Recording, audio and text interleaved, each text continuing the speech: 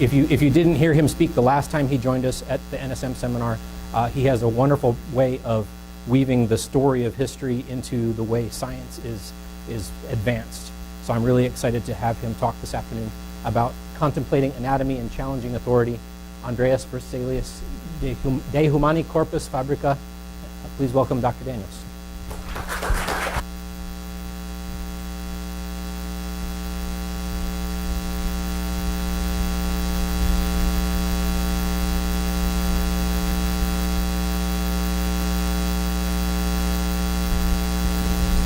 How we doing? Got it? Okay, great. Oh yeah, this is a brand new coat. My pocket's sewn. Let's do that.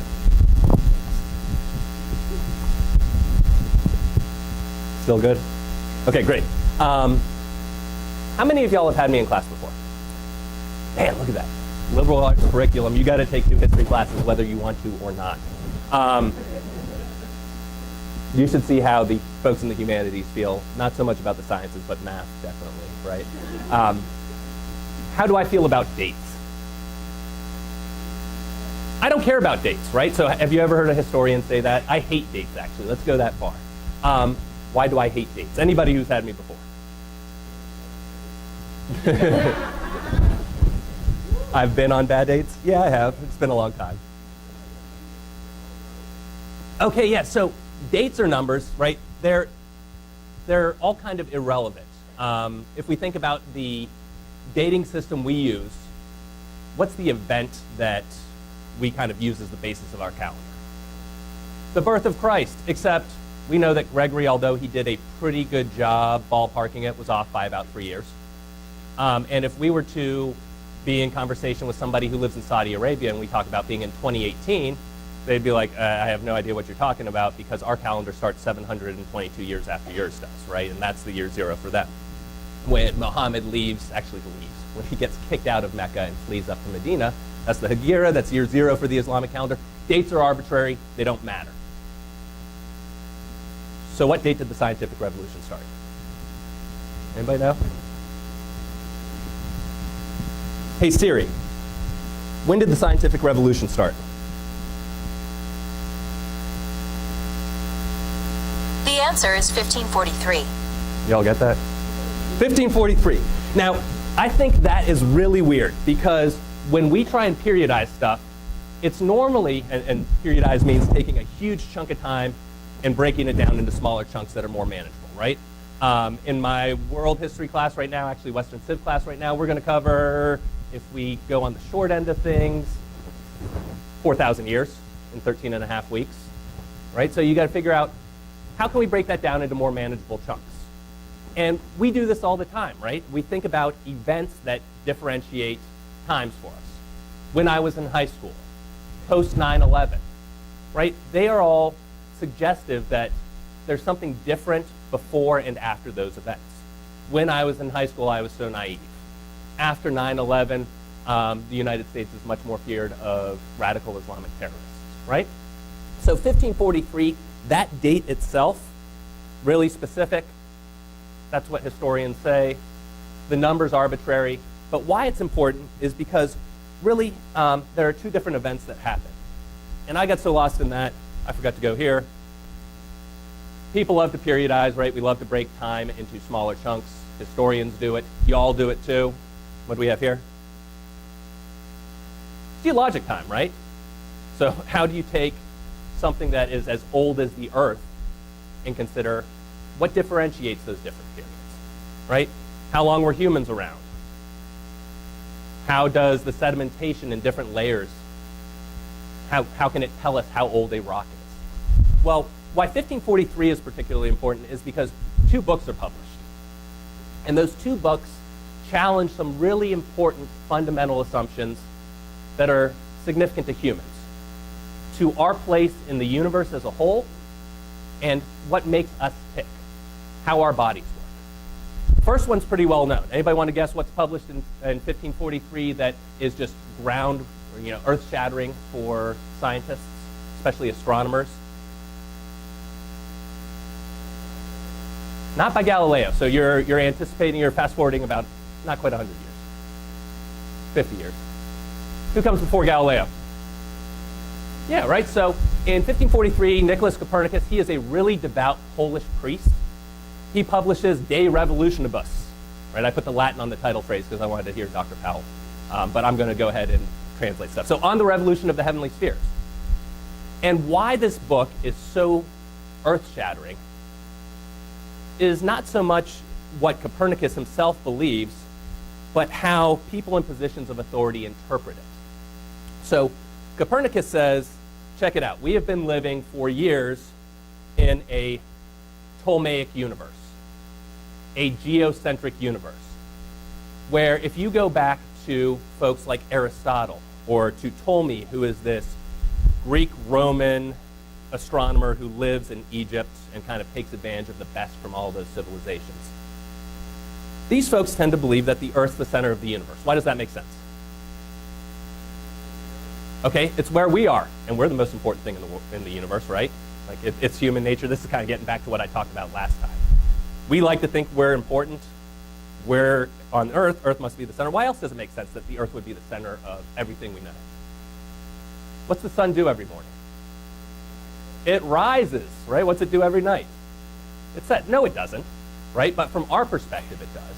And so this idea that the Earth is the center of the universe is really enduring. The problem with that is you get anomalies. You get things that just don't make sense if you put the Earth at the center of the universe. So for example, which planet is really cool and visible right now in the sky? Pay attention, you can see Mars over the past couple of months like you aren't going to be able to see Mars for a long time. And if you look at the planets, if you're an astronomer, you spend a lot of time at night looking at the planets, sometimes the planets seem to move east to west in the sky, but sometimes they seem to move west to east. And if the Earth's the center of the universe, that doesn't make sense. It's what we call retrograde motion, right? The planet will go like this, and then all of a sudden it starts going back the other direction. And if we're at the center, that means that all of a sudden the planet's put on the brakes and it's thrown itself in reverse. That doesn't happen. Well, we know that if the sun's the center of the universe, if we're on the same side of the sun as one of those planets, we're going to be moving the same direction as that planet. And if that planet is on the opposite side, it's going to look like it's going the opposite way. Kind of make sense? So what Copernicus proposes is something that he says is purely theoretical. He says, I can't prove any of this, but this makes up for lots of anomalies that are found in this system, like retrograde motion. That's the best example. You put the sun in the center, and actually this is not a great example. Ignore this right now. So Dr. Hanlon's claim of, hey, maybe that was Galileo. This is Galileo inspired. If you put the sun at the center of the universe, well, now you can account for that retrograde motion. And you can say, you know what? The Earth is still kind of a special place because we're the only celestial object traveling around the sun that has something traveling around it. At that point, they couldn't see any of the other moons. Fast forward to 1609, Galileo rips off a telescope that was invented by somebody in the Netherlands. He improves it. He makes it about 20 times magnification. He starts looking at the sky. Jupiter's visible in the sky at night. He sees 4 main stars, he calls them. Io, Europa, Callista, Ganymede, the 4 largest moons of Jupiter. All of a sudden, humans aren't that important anymore. Deflates our egos. So this makes sense. This is challenging thousands years old ideas about where humans rest in the larger universe. And it's kind of a more scientific way of thinking about it. Who's going to be particularly bummed or who's going to be particularly resistant to the type of challenges or the type of ideas that Copernicus is going to put forward? Any idea? The church. Why?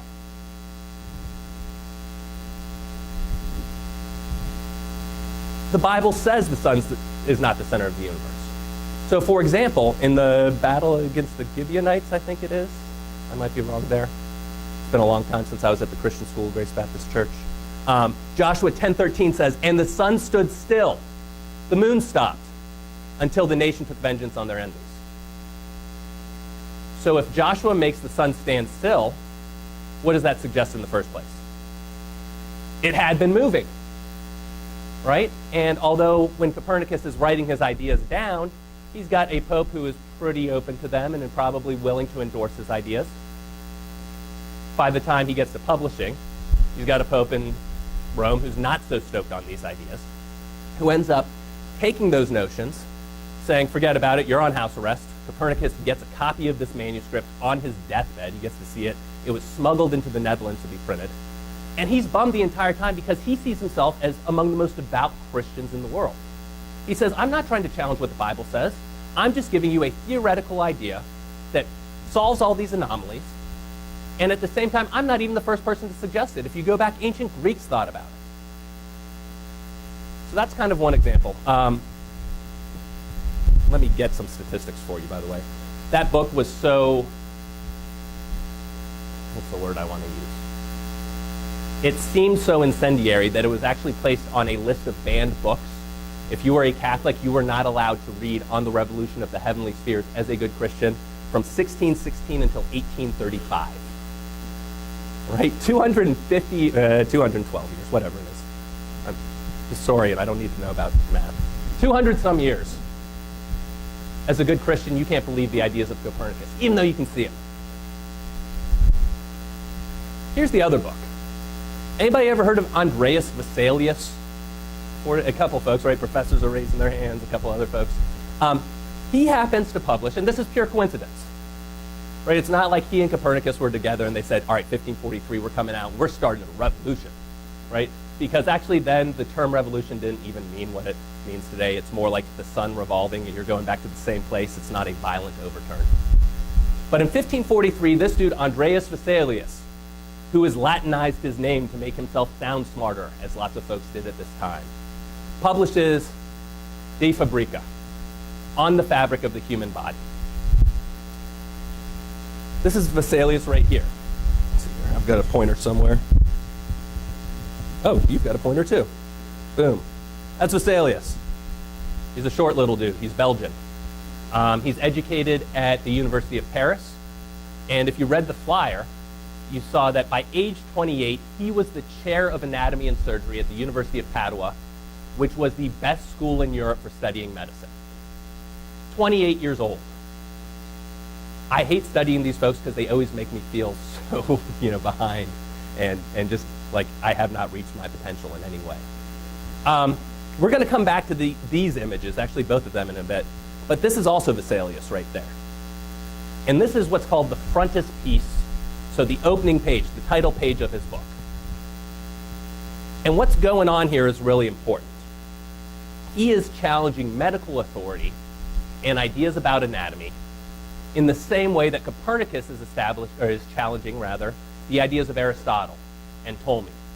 He's saying the ancients had it wrong. Everybody who believes them is kind of wrong too. And let's instead change our approach to, he focuses mainly on anatomy, but he does that because he recognizes that anatomy is inherently linked to physiology, and once you understand anatomy, you can better figure out how those body parts work together, and then you can get to a better understanding of health. You can get to a better understanding of how surgery can help you get rid of ailments. Excuse me. So what I'd like to do from here is give you a real quick rundown of who he is challenging. On the next slide, I'll give you a couple of questions that we want to work around with. We'll do a brief survey of kind of the history of medicine from about 400 BC to when Galen's around, 16th century. And then we'll talk about why Galen is a radical, why he kind of embraces that idea. The ideas that Galen challenges the ideas that Vesalius challenges most directly are those of this guy right here, Galen. Galen, I got his dates up there. Again, I don't care about dates, but knowing that he's in the Roman Empire, and he's in the Roman Empire kind of as it's ascending and as it has expanded and conquered a big chunk of the world is really important. So Galen's from an area called Pergamum. Pergamum is an awesome city. If you ever get the chance to go there, do it. It's modern-day Turkey. It is this high kind of hilltop fortress where one of Alexander the Great's generals took all of his loot after Alexander the Great died and said, nobody can come and get it from here, right? And he sets this up. It becomes one of the 4 successor kingdoms of Alexander the Great. After he dies, he doesn't leave an heir. Anybody know what Alexander the Great says when his generals ask him who should lead when he dies, apparently? The fittest, right? That's going to encourage a bunch of consensus and team building, right? Galen grows up in Pergamum. But he grows up in a Romanized Pergamon. What do the Romans do for fun? Go to gladiator fights, absolutely. Starting about 150 BC, Romans had decided you couldn't look at the human body. Instead, you couldn't dissect a human body, rather. You could look at it, but you couldn't cut open a dead body. What's the next best thing to a dead body? Gladiator with a big hole in him, right? So Galen becomes a really good physician and surgeon, so good that he becomes the court physician to Marcus Aurelius. Name sound familiar? Joaquin Phoenix's dad, right, if you've watched Gladiator. Galen's ideas remain so pervasive about medicine that this is what Vesalius learned when he went to med school in the 1530s. Let's put that in context. That would be like you going to your doctor because you're not feeling so well. And the doctor says, hold on, let me consult a book. Galen's basically Gray's Anatomy for modern day. And he pulls a book off the shelf, he blows all the dust off of it, he opens it up, and the book that he is consulting is over 700 years old. Right? Are you going to feel pretty confident in this physician's hands? Let's see here. Galen was writing at a time, I screwed that up. If you do the math, let's think about this a different way. So if Galen is so far divorced from Vesalius, it's like us going back in time 700 years. I'm screwing that up too. My math's horrible. 1,300 years. 1,343 years. Thank you. I took my last math class last millennium. 1999 was my last math class, freshman year of college. That would be like your physician consulting a book that was written when the world had 208 million people, a 36th of the population it has now. He would be consulting a book that was written when Muhammad received his divine revelation and the Islamic Empires were conquering the Near East. The Tang and the Zhou dynasties were forming in China. Teotihuacan was sacked in South America. The title of Pope becomes official because a Byzantine emperor says, okay, you can be the Pope. Think about that. 1,300 years, thanks Mary. 1,340 years worth of reading Galen and assuming he's correct. So that's a long intro, but it sets up some questions for us. What were the big ideas that guided what people thought about the human body? Right? We write and we speak different ways. I've got this formal up here. Instead of saying, what were the dominant notions guiding the understandings of anatomy and physiology held by physicians in the era from the Roman Empire to the 16th century? What do these people think about the human body? Why were those ideas so pervasive? Why did they last for 13 and a half centuries? Even longer in many instances. How and why did Vesalius challenge them? What did he say? And what made him say what he said? And actually, we don't know what he said. We can go by what he wrote. Right? I've been hanging out with Dr. Van den Eyck too much. The Bible doesn't say anything. This is what's written there. Is there something special about this time? If Vesalius had been around in 1200, would he have been Vesalius? What's going on in the 1500s that makes his ideas form the way they form and allows other folks to embrace them the way they embrace them? And lastly, let's get meta, right? How can thinking about these things help us better understand the way that we learn? Or if we're teachers, better help us understand the way that we approach teaching and we have a system of educating people, right? Those are those big words there, epistemology, pedagogy. Any teacher ed folks in here? Maybe you've played around with those. Okay, so what is that? 6 of them? 5 of them? What are the big ideas? Why are they so pervasive? What's Vesalius say? Was there something unique about the 16th century? Why is this important to us? Well, let's go back. Who's heard of Hippocrates? Aspiring physicians, I hope you have, right? What's the oath you take when you become a physician? Hippocratic oath, right? Hippocrates is around in the 5th and 4th century BC in Greece. He's born on the island of Kos. He died somewhere else. I can't remember exactly where it is.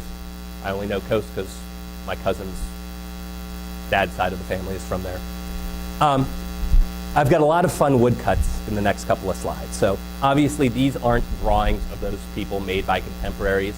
These are largely folks in the 16th, 17th century thinking about how they would envision these individuals. Hippocrates, probably his biggest contribution is that he says, you know what? Gods don't cause disease. There's something in the human body or there's something in the environment that causes disease, right? And if you don't understand epidemiology and if you don't understand a germ theory of disease, when you get sick, why do you get sick? Maybe God's upset at you, right? And that's a pretty reasonable assumption for 500 BC, 2,500 years ago, I think. Hippocrates is really the first person to suggest, no, that's not it. There's something else that makes humans sick. His ideas are pretty wrong, but he gets the ball rolling. And if you follow him up, probably somebody you recognize even more that builds on some of Hippocrates' ideas is Aristotle. And Aristotle writes about all sorts of different things. I consider him the father of biology. He studies reproduction of all sorts of animals. He spends years tromping around the island of Lesbos, which back then had a bunch of different critters. What does it have right now? Anybody know? Thousands and thousands of Syrian refugees. It's where they're entering Europe. Has a long history. And Aristotle so thoroughly catalogs the fauna and flora of Lesbos that some people actually went through his writings and said he made up a bunch of stuff and then only discovered these creatures later in the 19th and 20th centuries that people just assumed didn't even exist. He spends a lot of time thinking about human health as well. And he really builds on an idea that maybe some of you have heard of,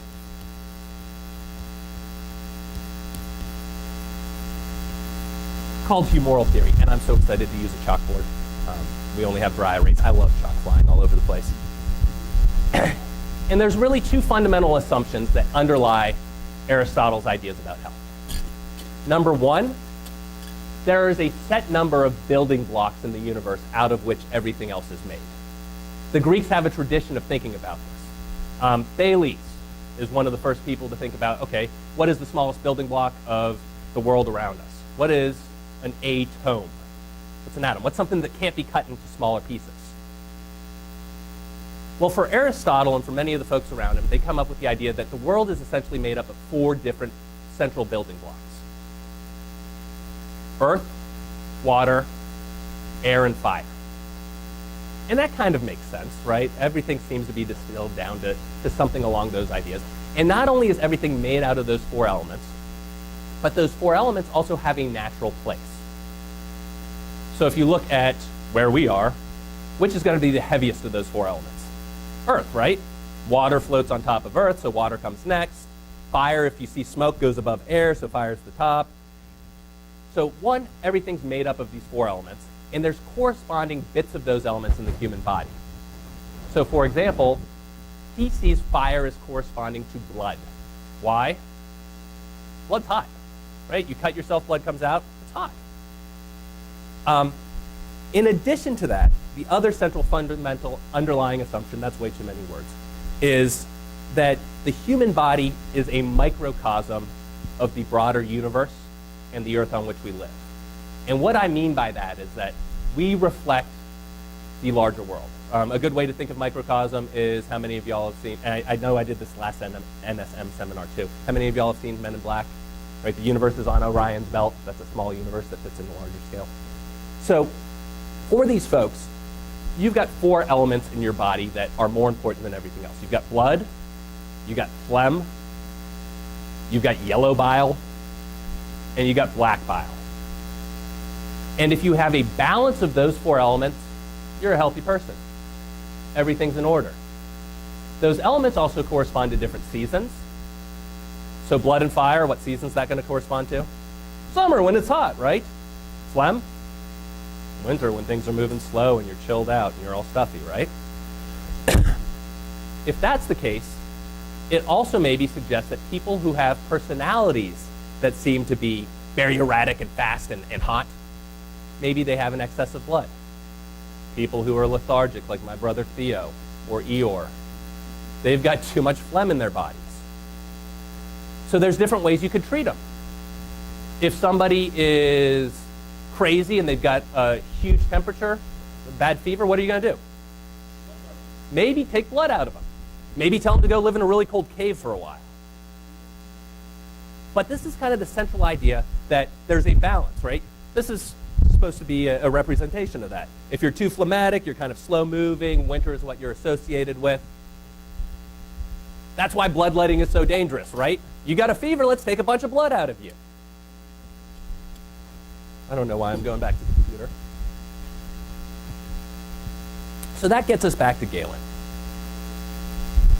I mentioned that Galen is around at the end of the 2nd century AD. He's living in a time where legally he cannot dissect human cadavers. Did I skip over? Yeah, I skipped over these folks. Sorry. Let's go back. I'm feeling a little phlegmatic today myself. There's 2 other folks before Galen that I think at least bear a brief mention. These are some of Aristotle's disciples. Herophilus and Aristostatus here. That's their Latinized names. They are 2 ethnic Greeks living in Ptolemaic Egypt. All right, so what I mean by that is Aristotle's got a pupil, a student, Alexander the Great. He teaches him the Iliad and the Odyssey. He teaches him what it means to be great. And then Aristotle kind of disappears. Alexander goes and conquers the known world. And the feather in his cap is Egypt. Egypt has the Nile River. It's got a great delta, lots of awesome agriculture. And Egyptians have been really good at science and mathematics for years. At this point, the Egyptians knew, or they thought they knew, that the length of a calendar year was 365¼ days. They were off by 0.01, more or less, right? They were able to time the flooding of the Nile River. When Sirius, the dog star, rises at the same time as the sun, they knew the Nile was about to flood. They had imported all sorts of agricultural techniques. They're smart people. And Alexander goes and he founds the city of Alexandria, and after he dies and his #1 general hijacks his body and takes it to Egypt and says, because his body's here, this is the most important part, he starts to fuse Egyptian and Greek ideas. And 2 of Aristotle's pupils, these guys, come down and they take advantage of the fact that what have Egyptians been doing to pharaohs for hundreds of years at this point? Mummifying them, right? Embalming them. So they take some of that Egyptian knowledge about the human body and they start performing their own dissections, and they start rolling their sleeves up and getting dirty. They also perform some vivisections. Ooh, yeah. Those of you that said, ooh, what's a vivisection? Do y'all know the Treehouse of Horrors that the Simpsons do every year? My favorite one, they've got these 2 aliens that always come down. I can't remember their names. The nerd section, right? What are they? Aang and what? Aang and Kodos. There's some point where they're captured and people are going to cut into them, and Lisa says, stop, you can't dissect them. And Kodos says, well, technically we're alive, so it's vivisection. So vivisection is cutting into something that's alive. Not only do they dissect people, but they also take criminals and they vivisect them, thinking that their pain is punishment for their crime. It gets into issues of informed consent, right? But what these guys are doing is they're looking at how the human body's put together, and they're actually challenging some assumptions. So Aristotle thought that we get our essence of us and our thinking and like what makes us us from our heart. The Egyptians and Aristotle thought the brain wasn't really much of anything. It makes sense. Herophilus is the first dude to suggest our brain's really what makes us us. Okay, so now let's fast forward to Galen. 2nd century AD, Rome has conquered all of these other areas. That's great because it makes the city of Rome this thriving metropolis. You can get anything in Rome. Galen has established himself the way I've said. He's moved to Rome to become the court physician of Marcus Aurelius, but he can't cut into human bodies. At least not dead ones. And he can look at gladiators, but you got to hope a gladiator's punctured in just the right way, right? So what's the next best thing if you can't look or if you can't cut into dead humans? Dead animals. And what animals? What? What'd I hear? A rat? Are you going to learn a lot about human body from the rat? Maybe. When it comes down to like genetics perhaps, or like microbiology, sure.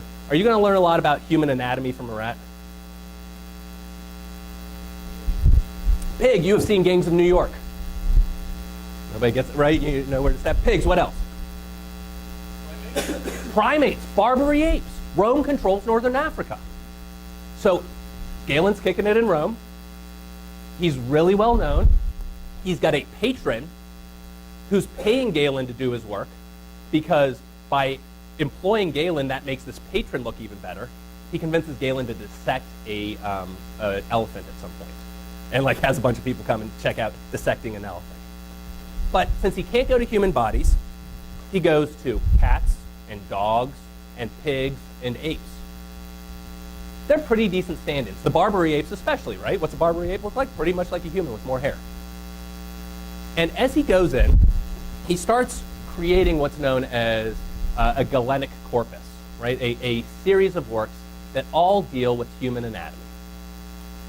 And he pushes through some really good understandings of the human body. He comes up with a really good understanding of the nervous system. He traces nerves all the way back to the brain. In his most famous experiment, which I have back here, that's the squealing pig experiment. He accidentally, in one of his vivisections, nicks the laryngeal nerve of a pig, and this pig doesn't stop like struggling to get out of its harness, but it stops squealing. And from that, he's able to learn that the larynx and the nerves that connect the larynx to the brain are what produce sound. He also makes a bunch of mistakes. Shocker, he's cutting into animals. So he thinks, for example, that the human jawbone is actually two bones, not one. Why? Because dogs have two bones that fuse together. He thinks that, for example, I'm going to screw this up. How many lobes does the human liver have? 3? Okay, he thinks it has 4, because dogs have 4. He thinks our sternum is made up of 7 different distinct pieces, because Barbary apes have a sternum that's made of 7, not 3. So he's doing a really good job digging into these bodies, writing down what he sees, spreading it around. His name is like, he is the most famous rock star physician of his day, right? So anybody knows his name. And they start taking what he says at kind of truth value. It makes sense. It's as close as you can get. He also probably, I think his coolest recognition is that there's 2 different types of blood, right? There's venous blood and there's arterial blood. We know that by looking at it, right? You look at your venous blood, it's kind of bluish, purplish. You look at your arterial blood, it's that bright red. He mistakenly, though, thinks that our venous blood comes from our liver, and the liver kind of produces it. And he thinks that arterial blood comes from the heart, and the heart produces it. So some good ideas. It seems like he's building on the people before him. He still kind of adopts that idea of a humoral theory, but he's getting better. So that's about 200 CE. Anybody happen to know what happens in Rome at 410, on 410, in 410?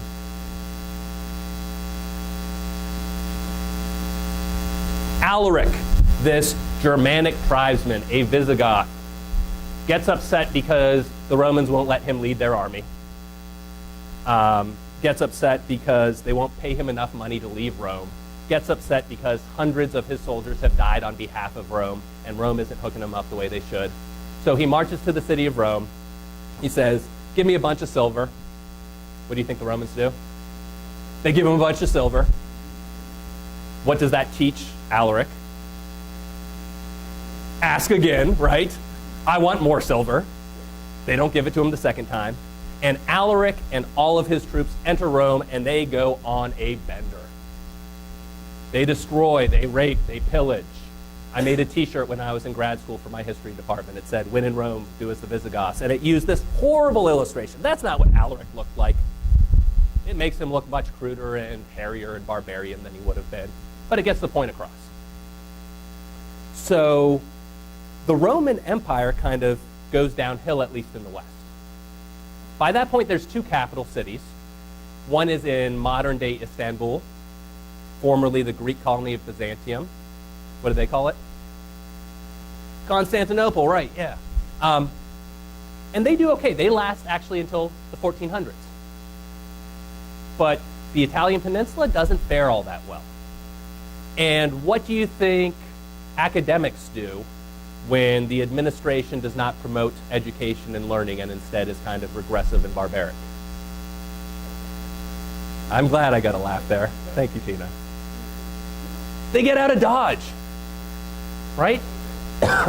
So Rome goes from being one of the centers of education in the ancient world to, over the course of a generation, being emptied of people, having sheep graze in the Colosseum. You need to build a house? Let's go take some bricks from the Colosseum.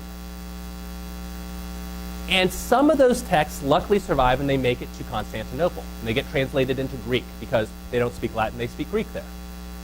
And as you kind of proceed over time, some of those texts then again get translated by a new and rising set of empires. The Umayyads and the Abbasids, to Islamic empires. And they set up new capitals, first in Syria, eventually in Baghdad. In the 12th century, if you want to go somewhere that is the smartest city in the world, you go to Baghdad and you go hang out at the House of Wisdom. What a cool name for a library, right? And that House of Wisdom houses books that were written in China and India, or actually copied from texts that were written in China or India, and also in Rome. They translate them into Arabic. This is probably my favorite of these, what we would call natural philosophers. Scientists, physicians. His name's Avicenna. He comes up with an idea of plate tectonics around the year 1000. That's what makes mountains so high. He comes up with the first legitimate theory of optics. Before his theory of optics, people used to think that sight was kind of like sonar, right? So I'm looking at Professor Smith, and some laser beams bounce off of him, and they come back to my eye, and that tells me the outline of his body and what color he is and all that other stuff. Avicenna realizes that there's something unique going on with, I don't know, optometry, right? But he understands there's something unique going on with the human eye, and he comes up with a legitimate theory of optics. He also embraces the ideas of the Hippocratic corpus, the ideas of Galen. He writes them down, and he becomes the most famous physician in this era. So now, imagine, if you will, you're somebody hanging out in the Italian peninsula around 1200, and you look around and all you see is ruins. And life expectancy is, I don't know, 30. And everywhere are these signs that the people who lived there 600, 700, 800 years ago were awesome, and your civilization sucks. Excuse me, it's horrible. What do? You say those ancients had something going on, and you start digging up their texts because they're filtering back into Europe. You start copying them into Latin, and you start doing exactly what the Romans had been doing 800 years before. Why? It worked for them at that time. That's what we call Scholasticism, the idea that sometime kind of preceding the Renaissance, right before the Renaissance, all these texts come back into Europe, people start writing them down, and they start saying, these guys had it going on. Look at the Colosseum, right? Look at the Roman network of roads. They controlled from the Near East to England. If we read what they did, maybe we can recreate that a little bit. Well, who do you think is doing all that transcription and translation? What's the center of education, do you think, in Europe in the Middle Ages? Church, right? So they're also selectively filtering this information. Right here you've got Galen, Avicenna, and Hippocrates. Galen, Avicenna, Hippocrates. What do they look like there? And they're monks, right? They're presented as monks. What do they look like here? Really smart dudes. We should read what they have to say, and we should follow it blindly. What's the problem with that? Well, we know for example, Galen was wrong about a lot of stuff. So if you use his ideas as the underpinning of human anatomy, you're going to get things wrong. How is this taught? In a really boring way. If you went to university, let's say 1200, here's what university would look like. Let's say you're going to med school. Image on the left there. I am the distinguished professor. My job is to stand up here and read verbatim from Galen in Latin. And if we're lucky enough to have a corpse for dissection, because they are okay now, you would have somebody who is cutting into that corpse, and in between the person cutting into that corpse and me as the distinguished professor, you've got somebody translating, a teaching assistant, we call them in grad school, right? translating that Latin into whatever the lingua franca is for that barber surgeon. Why? Because that dude's an idiot. All he knows is how to cut. This is the distinguished professor saying this, right? Why isn't the professor doing the cutting? Professors think, they don't do. It's below them. It's menial. Getting your hands dirty? No, that's why I got my PhD, right? It is seen as something that would undermine their credibility. Professors think, they philosophize, they tell you what the end goal of all this is, and somebody else works it out. So I'm reading from Galen in Latin, and I'm saying, all right, cut open the center part of the body. You will find that the sternum is made out of 7 parts. And the barber surgeon says, I only see 3. Defective body, right? You will note that the human liver has 4 lobes. This guy ate something wrong, right? There is such a reverence for the ancients that they don't challenge them at all. And as poor students, what you're doing there is furiously copying these things down. Why? Because you cannot order that book from the bookstore. We haven't had the printing press yet. You've got to copy that. You want your copy? You're going to pay somebody a bunch of money to copy it, or you're going to copy it yourself, and then you're going to rely on that. So, work on your handwriting. So that question of what changes? How do we move from this rigid adherence to the ancient Romans and that scholastic mentality to something that's different? Well, I want to argue that what's going on in the 1500s and the 1400s is particularly important. Number 1, Gutenberg, printing press. The first folks who set up a printing press in Rome, 2 guys go and set it up. And over the course of a decade, they publish as many books as would have taken 1,000 scribes to make. 2 dudes in 1 printing press, or 1,000 people translating by hand. Same end product. Think about what that does for the dissemination of knowledge. Most of y'all aren't old enough to remember a pre-internet age, but it's very similar. Now it's not so much, can I get that information? It's, can I assess whether that information is reliable? Right, back in the day, it went from rote memorization to, now where can I get that book? Ideas get disseminated at a rate that is unprecedented in human history.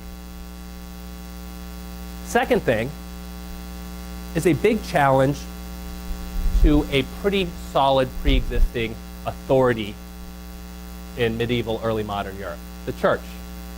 What happens in 1517? Says the professor in the United States. Martin Luther, right? There he is. He's drawing, he's not hammering, some theses on the door. And there's all sorts of fun propaganda here. But starting in the 16th century, you get this challenge to traditional authorities. And the thing that really lets the Protestant Reformation take off is the printing press. You can spread those ideas more thoroughly. Right? So challenge to authority, spread of ideas. Also a reliance on the self. And this idea here, this word here, humanism, is what replaces scholasticism. And Vesalius, just as much as many other early modern natural philosophers, embodies the idea that we shouldn't just recreate what people did back in the day. Instead, we should take what they did and we should kind of get inside their minds. Why did they think what they thought? What was their approach? And he says, you know what? Everybody who has been blindly following Galen, Galen would be upset with you. Galen would want to be proven wrong if he was wrong. Because Galen wouldn't want you to say there's 3 bones if there are 7. He didn't have the ability to cut into cadavers. We do. So why the heck are you just recreating what he said? Instead, why can't you challenge it? Why can't you show what's right? That would be a better legacy for Galen than just trying to repeat what he says. So this frontispiece, I said we'd come back to it. Really important. I've got just 2 slides after this, and we'll play around with some images real quick. What's Vesalius doing here? Yeah, he's looking at the muscles and the ligaments and tendons of the arm. Would an anatomy professor do that? No, Vesalius is saying, I'm getting myself dirty here. I'm investigating. It's a forerunner of empiricism. What he sees is what he then rationally analyzes. He uses his mind to figure out, what does that mean? He doesn't just rely on what somebody else has said. Where is he? He's smack dab in the center. He's leading. And by the way, it's not just med students. We're going to pull up a better image of this in a second. He invites everybody. He puts skeletons. There's one in here. Yeah, right there. Above the human body, and he says, let's compare. He gets a hold of Barbary apes, and he dissects human cadavers next to Barbary apes, so you can see what's the same and what's different. And all in all, in his book on the fabric of the human body, he claims to have corrected over 200 errors from Galen. Not because he wants to prove Galen's wrong, because he wants to prove that Galen was onto something and he needs to build on it. Right? There's an Alexander quote Pope about Isaac Newton. If he saw any farther than other people, it's because he stood on the shoulders of giants. Right? Galen's the giant here. Vesalius is standing on his shoulders. All sorts of fun things that maybe I won't go into now, but we can in question and answer. But Vesalius, educated at University of Paris when he's 18. As a little kid, there are accounts of him catching little critters and dissecting and vivisecting them. Jury's out on whether that's a good or a bad thing, right? Descartes does it too. By 22, he's completed his studies and he's lecturing. By 28, he's asked to become the chair of anatomy and surgery at the University of Padua, the most distinguished medical school in all of Europe. So in this challenge, not only does he present new ideas, but at research universities, professors do research and they teach. And they mentor grad students, right? And he's got students that become really important for a lot of y'all. So for example, on the left here, Rialdo Colombo, who takes up his chair of surgery and anatomy at the University of Padua after Vesalius gets bummed out that everybody hates his work and it doesn't meet with people's acceptance because it is so novel and so new, and he kind of retires from public life and dies lonely. It's really sad. Rialdo Colombo takes over after him. And he spends a lot of time looking at gynecological issues. He looks at blood in a whole variety of different ways and says, you know, it's got to be somehow more intimately related. There can't be necessarily blood starting in the liver. He starts to challenge some of these assumptions. Both Galen and Vesalius thought that there were small holes in the septum that would have gotten blood from one side to the other. He says, they aren't there. We can't find them. Again, look at where he is. Smack dab in the center. Digging into the body, getting blood all over himself. His successor, who had also been taught by Vesalius, is Hieronymus Fabricius. This is not his anatomy lab. We don't have an illustration of it, but he creates the first public anatomy lab and dissection lab, where you can see this is meant to be filled with people, and we've got skeletons and other images nearby. Public dissections, so you can learn. Probably the most important legacy comes from William Harvey. He proves that before you can even see capillary action, he doesn't have a microscope able to tell him how blood gets from one side of the circulatory system to the other. He proves mathematically and empirically, excuse me, that we've got one circulatory system by performing tons and tons of horrible experiments on animals, but also by realizing that if the blood is supposed to be produced in the liver and it comes from food that you eat, well, let's cut into a sheep. Let's see how much blood that sheep has. Let's see how much blood gets pumped every single time a heart gets pumped. Holy crud, that sheep has to eat like hundreds and hundreds of pounds of food to produce that much blood. That doesn't work. Let's challenge it. Well, once you understand that there is a closed circulatory system, all sorts of other questions arise from the blood. Like, why is blood warm? Why is it red? And why isn't it red in some animals? What is it about blood that is linked to life, if anything? And it allows people in the 17th century to push this farther. Boyle and Harvey invent the air pump. And they put a candle inside of a chamber. They pump all the air out. They make a vacuum. What happens to the candle? Goes out, right? Why? They don't know. They don't understand oxygen. But they do know that if they put cute little kittens in there, what happens to them? The same, yeah, they do. And ducks. Yeah, this is a horrible period if you love little animals. But the same thing happens. So what is it that's the same between fire and kittens? They need oxygen, right? It leads to Antoine Lavoisier, who's got this weird dude in a mask that looks like he's torturing him. right before the French Revolution to establishing the discipline of chemistry and writing the first chemistry handbook for all of you folks in natural science. And then he gets his head chopped off in the French Revolution because he's a member of the aristocracy. Last thing I want to do is just pull up a really cool site. So we're back to these questions, and we can play around with them. But let me go back just a couple of slides for a final thought. There is an awesome resource. If you just Google historical anatomies on the web, you can go through high-resolution PDFs of all sorts of really fun, important texts in the history of medicine. Some of them a little bit better than others. So Bengario de Carpes is one that actually Vesalius would have worked on. That's not a very realistic human body, is it, right? Lots of crazy stuff. Don't look up the instruments that Vesalius would have used. Oh, this is another one of my favorite. German writing in the era of the wars that followed the Protestant Reformation. Here's what happens if you stab people different places. But finally, Vesalius at the very end. Oh, look at this. Carlo looking at interiors of animals. There we go, Vesalius. And you can cruise through his frontispiece. Now we can get a little bit closer, and we can see everything that's going on. How he's rolling his sleeves up. How he's looking pretty sly for the camera there, right? Check me out. All of his tools. Animals nearby for comparison. You can also go through and see how he sets it up. He starts with the skeleton because he thinks the skeleton is the basis of anatomy. Everybody else in the day started with the skin and went in because it was easier. Guts spoil real quickly in Italy in the summertime. Get those and then you can look at the skeleton. He says, no, we got to look at the skeleton first. It's the basis.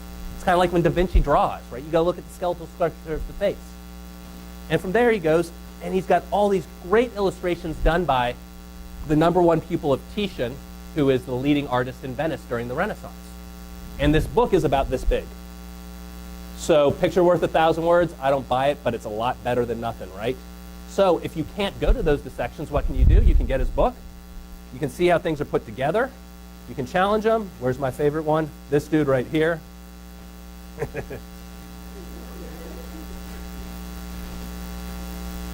And you can start thinking about, how can I roll my sleeves up? How can I investigate the world around me? How can I produce some knowledge that is going to contribute to a better understanding of the human body? And with that knowledge, we can then make life better for humans. So let's go back to those questions, and I will open it up. How was it?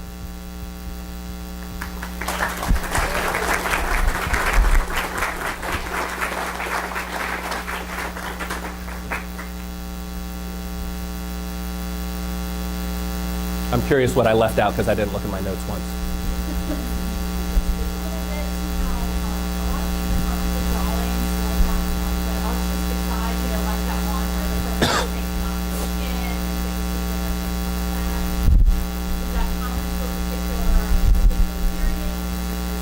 Okay, so yeah, Dr. Goff's question here is, why do some of these drawings look different than others, and what informs that artistic approach? Context is everything, right? So I tell my students, first thing you want to do when you read a historical source is figure out who wrote it, right? And you got to figure out where that person lived, what they were thinking, who educated them, to figure out what their approach is. So for Vesalius, he knows that people are really comfortable with Galen's ideas, and they have this reverence for the ancient Roman Empire. So, where do you put these folks?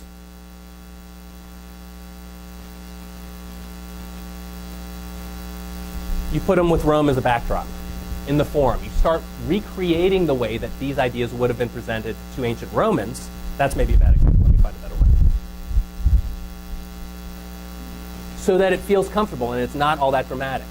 Right here, right? So you got Roman ruins behind them.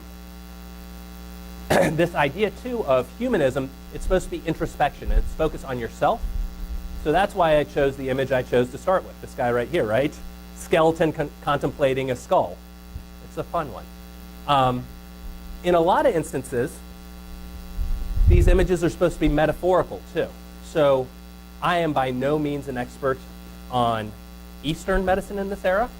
But if you were to look at the first drawings done by Dutch explorers who come in contact with Japanese and Chinese physicians, they're drawing the liver like a lotus flower, right? Why?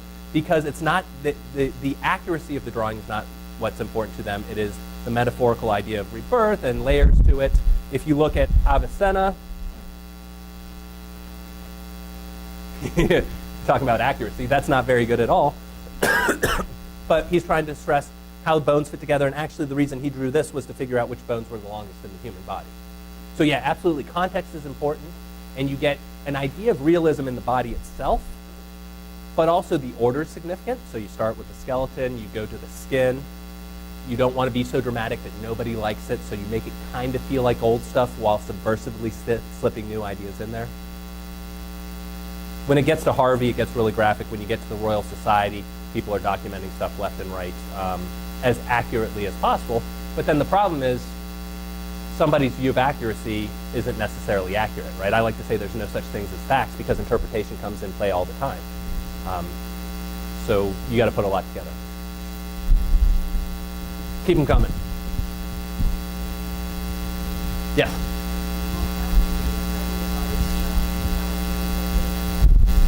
Okay, so when people challenge Galen's ideas, why were some okayed and some weren't?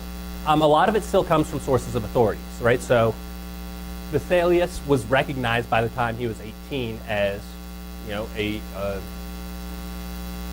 I'm looking for a word other than badass and I can't find it, in his field. He was a rock star, right? And so the fact that, you know, he came from I think he was a fourth generation physician. His parents were really well known. He was, by all accounts, this amazing person. So you're going to take him seriously, right? Education becomes particularly important. William Harvey, he is actually physician to King James in England, but he goes to Italy to get educated because England just doesn't have good med schools. But one of the reasons why the med schools are so good, the leading medical schools are in Italy, is because Italy's really close to the Mediterranean, and a lot of these ideas are coming in from the Byzantine Empire and from the Near East. So the first geographic spot they're going to hit is Italy as well. So my best guess at that would be who the person is that's doing the challenging and how persuasive their evidence is what makes it stick. You know, if you can pull out tons and tons of sternums and show that they're made out of three, eventually people are going to accept it. Yes, ma'am.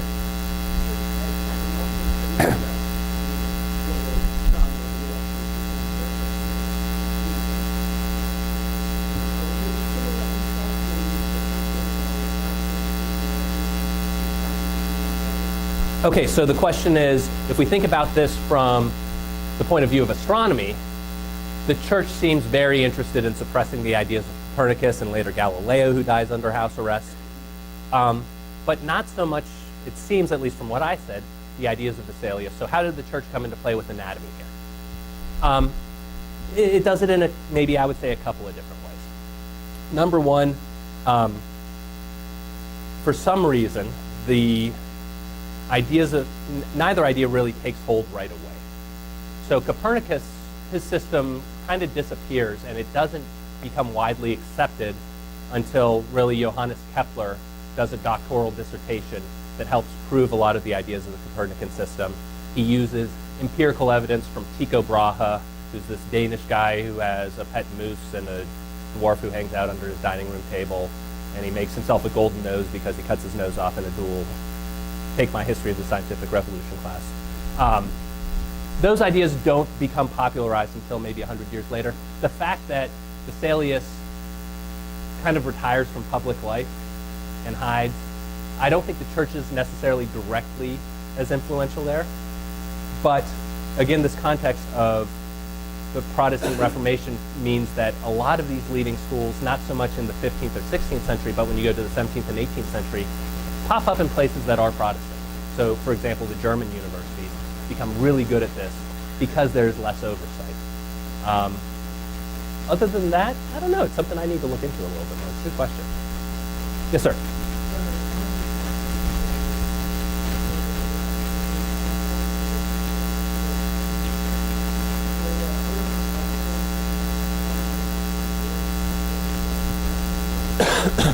Okay, so sorry to cut you off there. So if I heard this right, the idea is I said, is there something special about this time and place? Then the other question becomes, is there something special about Vesalius? Were there other people kind of doing the things that he did? The best example I can think of is there's somebody who's slightly before him. His name is Paracelsus. What's para mean? I love talking to scientists because y'all know prefixes and suffixes. Around. So Paracelsus actually sees himself as on top of Celsus, who is a Roman physician. So he's saying, I'm better than Celsus, listen to me. And he is a guy who is a radical. He goes, I think he teaches at 4 or 5 different universities. He gets run out of a bunch of them because he goes into the libraries and he pulls out the books of Avicenna and Galen and he burns them in the courtyards. Students love it. Administration hates it. He also comes up with the idea that things change. And he would be what I would describe as kind of a proto-chemist. He writes the first pharmacological, he writes the first prescription. Right? He says, take 2 drams of Spanish fly. We don't even know what he's talking about there. It's not like what we think of as Spanish fly. And mix it with this and throw it in some horse dung for 30 days and then go get it. Now that's really weird. How many of y'all grew up on farms? A couple of y'all, right? If you go out and you're shoveling manure middle of the winter, what's happening to the manure? It's steaming. Why? It's decomposing. What does decomposition do? It heats things up. So what he is recognizing there is that I can actually kind of physically change elements by subjecting them to heat and pressure and temperature. And he spends a lot of time talking to physicians that are in different countries. He grows up in Switzerland. There's lots of mines in Switzerland. His dad's actually a mining engineer, so he talks a lot with folks who work with chemicals and sees what those chemicals do to these people, like proto-black lung and what happens when you use mercury with your hands to pull impurities out of silver, those types of things. So he is the same in that he challenges some of these ideas. He's different in that he works outside of the accepted system. He's talking to midwives and folk healers, the type of people who have a lot of knowledge but not knowledge that would be accepted by the white power, academia. Beyond that, not a lot of other people spring to mind. It's really he who kind of ignites it. And I'd say it's because he's finally received well, and again, it's that time. These folks who come right after him, they're doing the same type of thing. So you can kind of see it as a snowball going downhill, I think, in some ways. I saw another, yeah, go for it.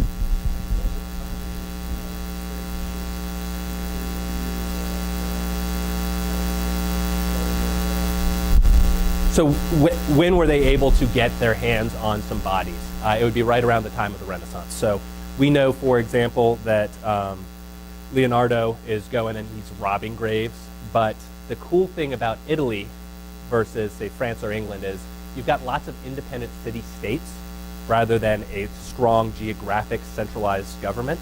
And so if you've got dozens of city-states, you're more likely to have somebody say, all right, you can go ahead and do this. And so it's some of those more, I want to call them forward-thinking, but that's probably a bad term, but some of these more communal, more democratic city-states that execute criminals and give those bodies out. They tend to do it early on in winter for practical reasons too, right? So body's not going to decompose that quickly. You got about a week, and then things start to get really, really nasty. So starting 15th, but then especially the very beginning of the 16th century, so 100 years before Vesalius. Yeah. Oh, yeah.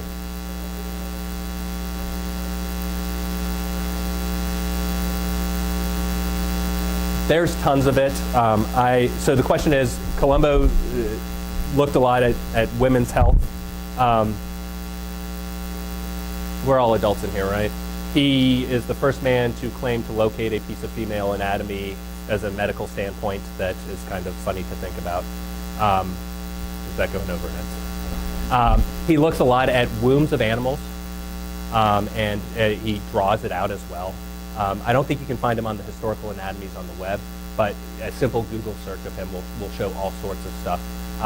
He spends a lot of time digging into and vivisecting animals because he can look at them at different stages, and he's really interested in fetal development.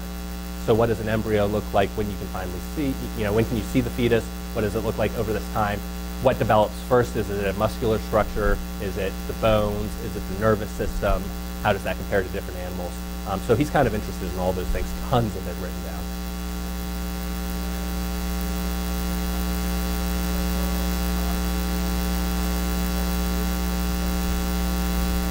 So he did it as a way to get to humans without cutting into pregnant women. He bases a lot of his ideas off of Aristotle, who had really laid the basis for that animal type of embryology. Yeah.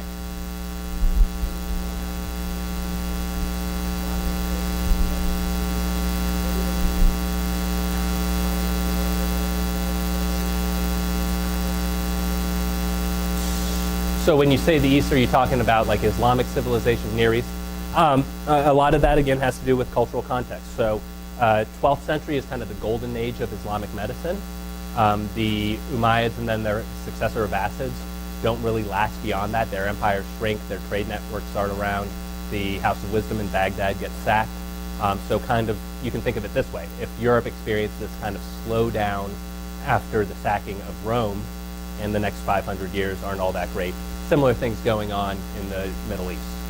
So a lot of it just has to do with cultural context, who's ruling, what they have access to, how many texts survive.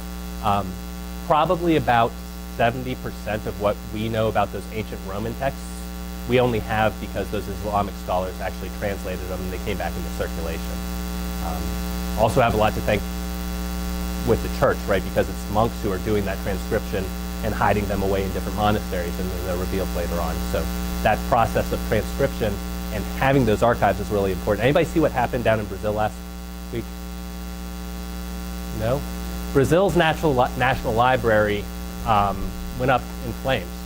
And because of stringencies placed on the government, because they haven't been doing so well economically in the past 10, 15 years, none of this stuff had been cataloged.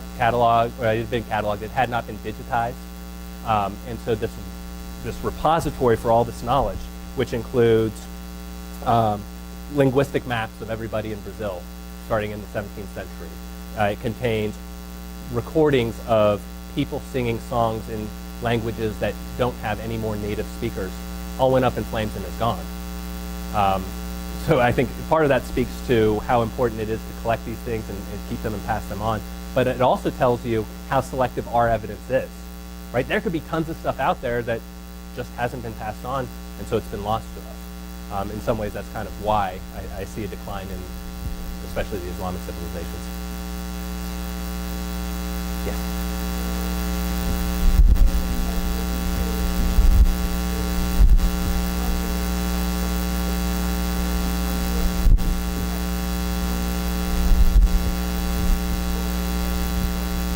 So the question is, Fabricius comes up with this public dissection lab. The one that I showed you is Leiden in the Netherlands.